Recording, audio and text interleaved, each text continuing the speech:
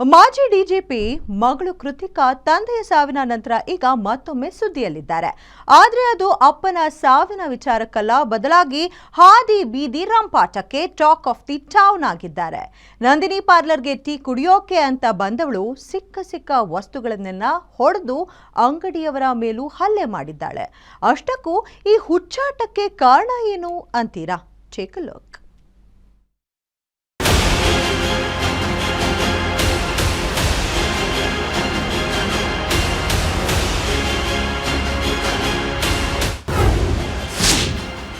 Nandini parlour ಮುಂದೆ ಮಾಜಿ DGP ಮಗಳು ಕೆರೇಕ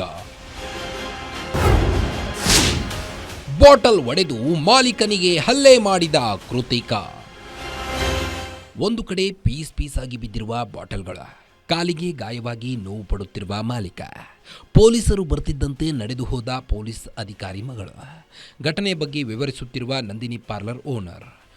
ಕಳೆದ ಸೋಮವಾರ ಸಂಜೆ ಎಚ್ಎಸ್ಆರ್ ಲೇಔಟ್ನಲ್ಲಿರುವ ನಂದಿನಿ ಹಾಲಿನ ಬೂತ್ಗೆ ಮಾಜಿ ಡಿಜಿ ಐಜಿಪಿ ದಿವಂಗತ ಓಂ ಪ್ರಕಾಶ್ ಮಗಳು ಕೃತಿಕಾ ಕಾಫಿ ಕುಡಿಯುತ್ತಾ ಪಾರ್ಲರ್ ಮಾಲೀಕನನ್ನ ದಿಟ್ಟಿಸಿ ನೋಡುತ್ತಿರುವಾಗ, ಏನ್ ಮೇಡಮ್, ಏನ್ ಬೇಕು ಅಂತ ಅಂಗಡಿಯವ ಕೇಳಿದ್ದಾನೆ. ಈ ವೇಳೆ ಕೋಪಗೊಂಡ ಕೃತಿಕಾ ಅಲ್ಲೇ ಇಟ್ಟಿದ್ದ ಬಾಟಲ್ಗಳನ್ನು ಒಡೆದು ಹಾಕಿದ್ದಾಳೆ. ಕೈಗೆ ಸಿಕ್ಕ ವಸ್ತುಗಳನ್ನು ಎಸೆದು ರಂಪಾಟ ಮಾಡಿದ್ದಾಳೆ. ಈ ಘಟನೆಯಲ್ಲಿ ನಂದಿನಿ ಪಾರ್ಲರ್ ಮಾಲೀಕನ ಕಾಲಿಗೂ ಗಾಯವಾಗಿದ್ದು ರಕ್ತ ಚೆಲ್ಲಿದೆ. ನಾವು ಅವ್ರೇನು ಕೇಳಿಲ್ಲ ಸರ್, ಅವ್ರೇನು ಕೇಳಿಲ್ಲ. ನಾನು ಸ್ವಲ್ಪ ಟೀ ಕೊಡ್ತಾ ಇದ್ದೆ, ಮೇಡಮ್ ಸೈಡ್ಗೆ ಹೋಗಿ ಅಂತ ಅಷ್ಟೇ ಹೇಳಿದ್ದು.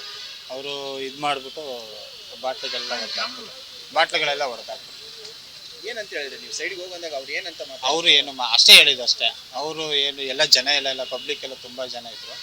ಬಟ್ ನನಗೂ ಏನೋ ಒಂಥರ ಆಗಲಿಲ್ಲ, ನನಗೆ ಒಂಥರ ಆಗ್ಬಿಟ್ಟು ಎಲ್ಲ ಹೊಡೆದು ಹಾಕ್ಬಿಟ್ಟಲ್ಲ, ಅಷ್ಟೇ ಗೊತ್ತಾಗಿತ್ತು ನನಗೆ. ಒಳಗಡೆ ಬರೋಷ್ಟೊಳಗೆ ಮತ್ತೆ ನಿಂತಿದ್ರು, ಮತ್ತೆ ಹೋದ್ರು. ಎಷ್ಟೊತ್ತಿಗೆ ಆಗಿದ್ದು? ಎಷ್ಟು ಟೈಮ್ ಅಂತರದಲ್ಲಿ ಆಯ್ತು? 8 ಗಂಟೆ 8:15 ಟೈಮಲ್ಲಿ. ಘಟನೆಯನ್ನ ನೋಡುತ್ತಾ ನಿಂತಿದ್ದ ಜನ ಏನ್ ಮಾಡಬೇಕು ಎಂದು ತಿಳಿಯದೆ ಭಯಭೀತಗೊಂಡಿದ್ರು. ಮಾಹಿತಿ ಪಡೆದ ಹೊಯ್ಸಳ ಬೀಟ್ ಪೊಲೀಸರು ಸ್ಥಳಕ್ಕೆ ಆಗಮಿಸಿದ್ದಾರೆ. ಆಗ ಅಲ್ಲಿಂದ ಕಾಲ್ಕಿತ್ತ ಕೃತಿಕಾ ಸೀದಾ ಮನೆ ಕಡೆ ಹೋಗಿದ್ದಾಳೆ. ಇದನ್ನ ಅಲ್ಲೇ ಇದ್ದವರು ತಮ್ಮ ಮೊಬೈಲ್ನಲ್ಲಿ ರೆಕಾರ್ಡ್ ಮಾಡಿಕೊಂಡಿದ್ದಾರೆ. ಘಟನೆ ಸಂಬಂಧಿಸಿದಂತೆ ಠಾಣೆಗೆ ದೂರು ನೀಡುವಂತೆ ಹೇಳಿ ಹೊಯ್ಸಳ ಪೊಲೀಸರು ತೆರಳಿದ್ರಂತೆ. ಲೇಡೀಸು ಎಲ್ಲೋ ಇದು ಮಾಡ್ತಾರಲ್ಲ, ಯಾರು ತಡೆಯಿಲ್ಲ. ಪೊಲೀಸರು ಬಂದಾಗ ಅವ್ರು ಇಲ್ಲೇ ಇತ್ತು? ಇಲ್ಲ, ಅವ್ರು ಹೊರಟೋಗಿದ್ದು. ಅವ್ರಿಗೆ ಬಂದರು, ಪಾಪ ಅವರು ಪೊಲೀಸರು ರೆಸ್ಪಾನ್ಸ್ ಮಾಡಿದ್ರು, ನನಗೆ ತುಂಬ ರೆಸ್ಪಾನ್ಸ್ ಮಾಡಿದ್ರು. ಆಯ್ತಪ್ಪ ಹೋಗೋಣ, ಇದು ಮಾಡೋಣ, ಕಂಪ್ಲೇಂಟ್ ಮಾಡೋಣ ಬಿಡ. ಏನಂತ ಕೊಟ್ಟಿದ್ದೀರಾ ಈಗ ಕಂಪ್ಲೇಂಟ್? ಅದೇ ಕಂಪ್ಲೇಂಟ್ ಅಂದರೆ ಈ ಥರ ಆಗಿದೆ, ನನ್ನ ಅಂಗಡಿ ಡ್ಯಾಮೇಜ್ ಆಗಿದೆ, ಈ ಥರ ಹೊಡೆದಾಗಿದ್ದಾರೆ. ಏನು ಹೇಳಿದ್ರು ಪೊಲೀಸರು?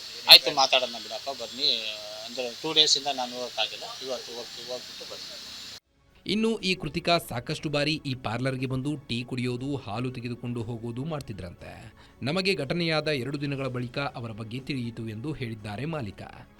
ಅವರ ಅಪ್ಪನ ಕೊಲೆಯ ನಂತರ ಕೆಲವು ದಿನಗಳ ಕಾಲ ನಿಮಾನ್ಸ್ ಆಸ್ಪತ್ರೆಯಲ್ಲಿ ಕೂಡ ಅಡ್ಮಿಟ್ ಆಗಿ ಟ್ರೀಟ್ಮೆಂಟ್ ತೆಗೆದುಕೊಂಡಿದ್ರು ಎಂದು ತಿಳಿದು ಬಂದಿದೆ. Ajay Kumar, crime bureau, guarantee news, Bengaluru.